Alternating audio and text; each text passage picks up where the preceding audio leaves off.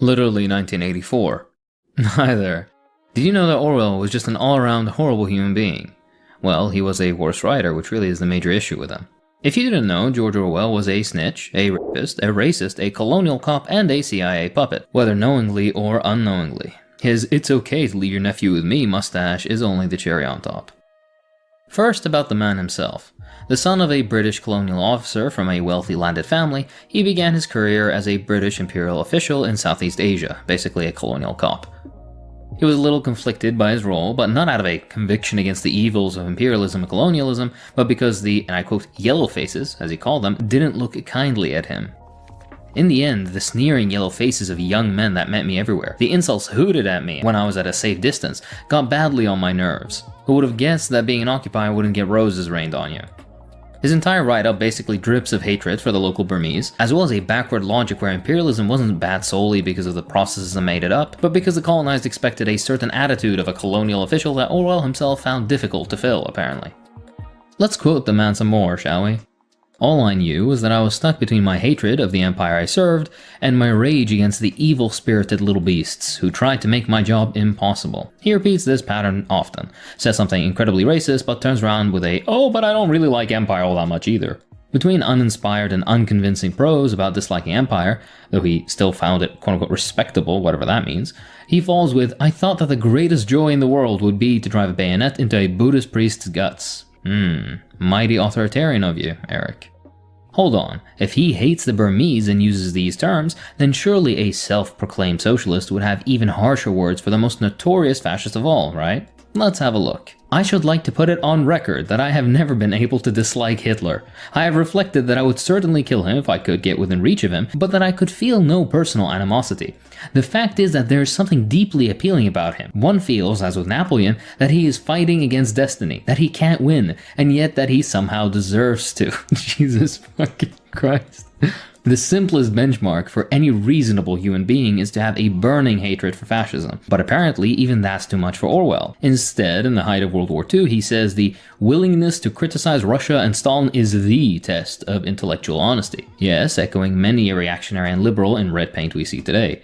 That's not to say that one shouldn't criticize, etc., etc., but there's a time, place, and format where it's most constructive, if your criticism is good faith to begin with, and the middle of a fascist takeover of Europe and beyond isn't it. See my video on left-wing anti-communism for more about this perspective.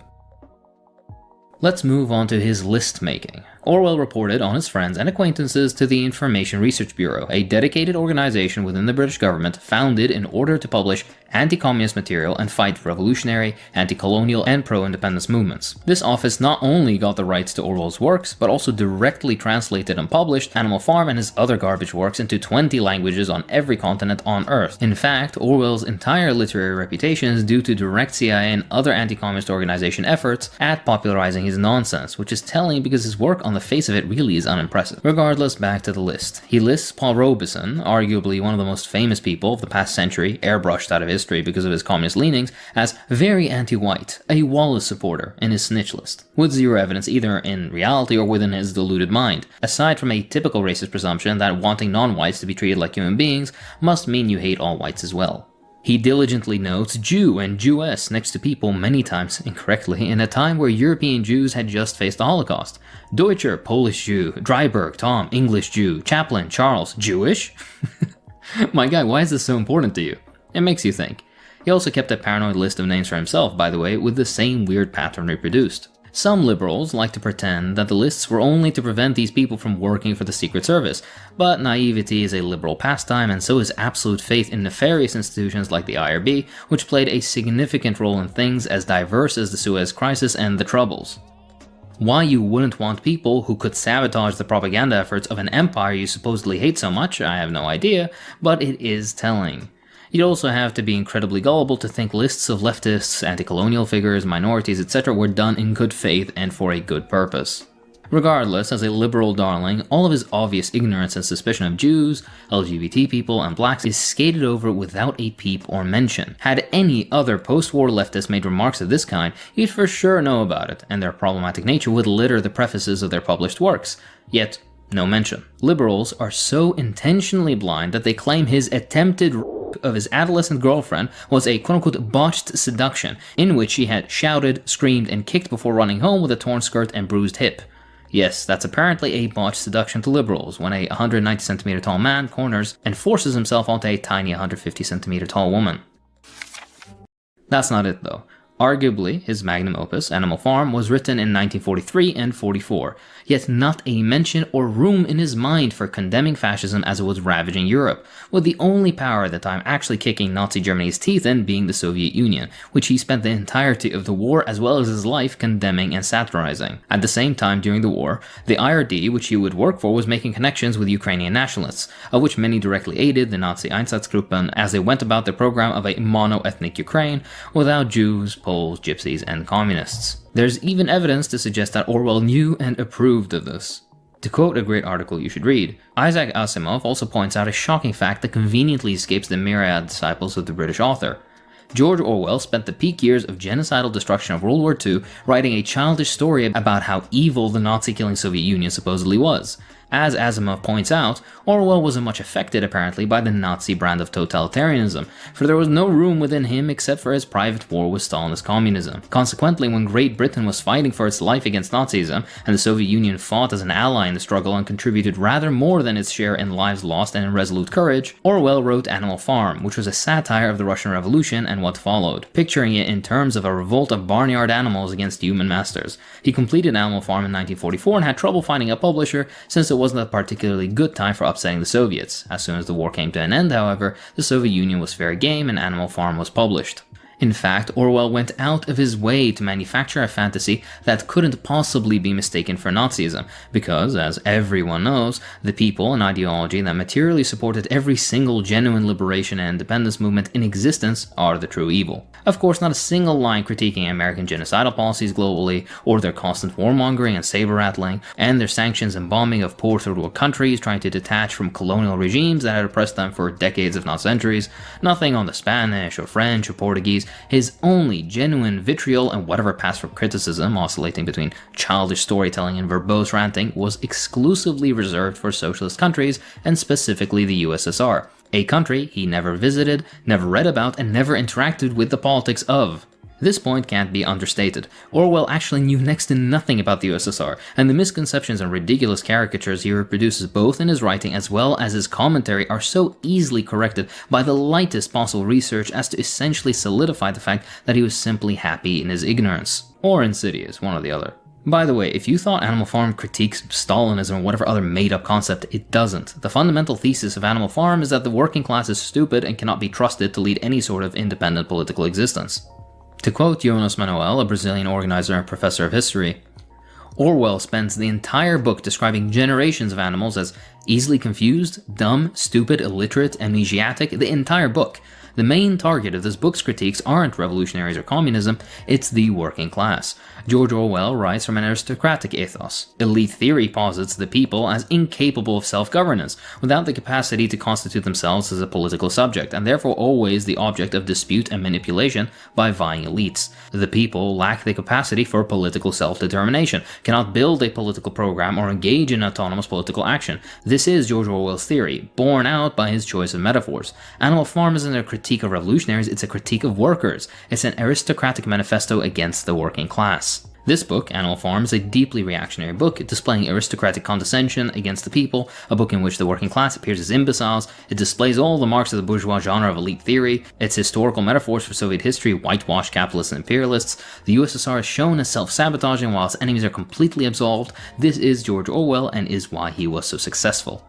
I highly recommend you read the article, it's great and full of citations to further bolster the point. I don't want to subject you to excerpts of Animal Farm after all. By the way, his hatred for the working class was even noticed by the people who fought beside and absolutely hated Orwell in Spain. 1984, on the other hand, doesn't even deserve to be commented on. To quote Asimov again, I read it and found myself absolutely astonished at what I read. I wondered how many people who talked about the novel so glibly had ever read it, or if they had, whether they remembered it at all. I felt I would have to write the critique if only to set people straight. By the time 1984 came out in 1949, the Cold War was at its height. The book therefore proved popular. It was almost a matter of patriotism in the West to buy it and talk about it, and perhaps even to read parts of it, although it is my opinion that more people bought it and talked about it than read it, for it is a dreadfully dull book, didactic, repetitious, and all but motionless. I generally recommend you read this entire review as well. The critique is excellent and really goes to show not only how bad the book is, but also how the literally 1984 types don't even bother to engage with the book. And of course, the incredibly ineffectual and childish criticism of vague or otherwise undefined symbols of power. Keep in mind though that Asimov himself is a liberal at the end of the day, so some of his politically oriented comments suffer the usual deficits. Of course, the elephant in the room, that Orwell would love to shoot, is his supposed leftist convictions. To quote a fantastic article from Red Sails, "It is mistaken to imagine that children in the English-speaking world get Orwell's work drilled into them like a mantra because somehow genuine socialists managed to sneak his work past a censor that banishes the likes of Karl Marx and Malcolm X. From the beginning, this supposed socialist had published everything he could in a personal crusade against Marxism, as opposed to his preferred quote-unquote respectable English social democracy. This fact did not go unnoticed by the CIA and practically every other anti-communist outlet that existed. To quote, between 1952 and 1957, from 3 sites in West Germany, a CIA operation codenamed A Dinosaur launched millions of 10-foot balloons carrying copies of George Orwell's Animal Farm and dropped them over Poland, Hungary, and Czechoslovakia, whose air forces were ordered to shoot the balloons down. Even the Animal Farm film, forcibly shoved down millions of kids' throats the world over, was entirely financed by the CIA, a secret they kept for decades. It was entirely produced in Britain too, because the CIA feared that plenty of talent and animators wouldn't go along with such a blatantly anti-communist message. The very script and ending was edited to be even more negative and anti-communist afterwards, as the CIA thought it still seemed too sympathetic. All in all, Orwell was just a garbage person. Personally, politically, professionally, the human equivalent of a clogged toilet. To quote Parenti, safely ensconced within a virulently anti-communist society, Orwell, with Orwellian doublethink, characterized the condemnation of communism as a lonely, courageous act of defiance. Today, his ideological progeny are still at it, offering themselves as intrepid left critics of the left, waging a valiant struggle against imaginary Marxist-Leninist-Stalinist hordes. May he and his ideological progeny rot like their brains often already do.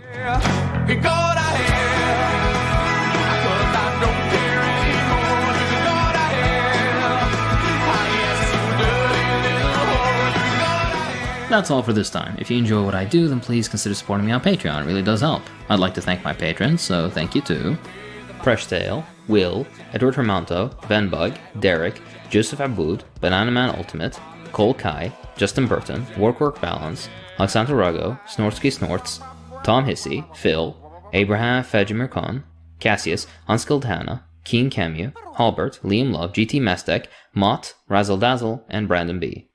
Thanks for watching. Piorki, piorki.